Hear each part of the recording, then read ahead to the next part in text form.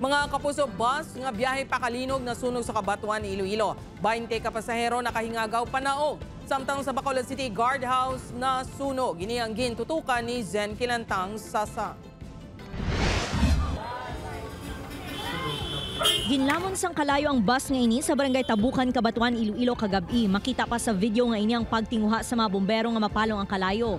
Sa investigasyon sang Cabatuan BFP, padulong sa kalinog ang bus sa makitaan sa isa ka motorista nga nagakalayo na sa idalom nga porsyon sang salakyan. Gilayon nga ginpadulog ang bus kag ginpapanaog ang 20 tanan ka pasahero. Ang nakafocus sa among area is ang electrical wiring pertaining dira sa suga sa iyang dashboard ni area, which includes kang mga terminals kang relay system kang iyang wiring. Naglabot sa 500,000 pesos ang balor sang halit nga ginbilin sang sunog. Maswerte nga wala napilasan ang mga pasahero. Lakip sa nasunog ang mga bangko, foam, windshield, glass sa magtimbang nga bahin sang driver side kag passenger side. Ginpahanumduman sang BFP nga dapat gina-checkar ang electrical wiring sa mga salakyan agud makalikaw sa sunog.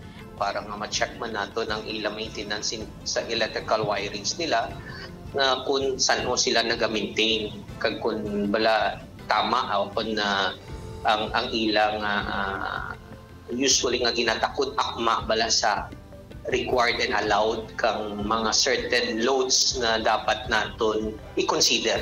Gintiwaan sang news team nga makuha ang statement sang tagdumalahan sang bus apang wala sang opisyal nga nagpa-interview. Nasunog kagabi ang guardhouse sa isa ka subdivision sa barangay Tangub, Bacolod City. Suno sa BFP, posible nga napabayaan nga nakasaksak na electric kettle ang gintunaan sang sunog. Gilayon man nga nagresponde ang BFP kag napalong ang kalayo. Wala naman sang may nasamaran sa insidente. Upod kay Cirilo Renduque, Zen Kilantang Sasa, One Western Visayas.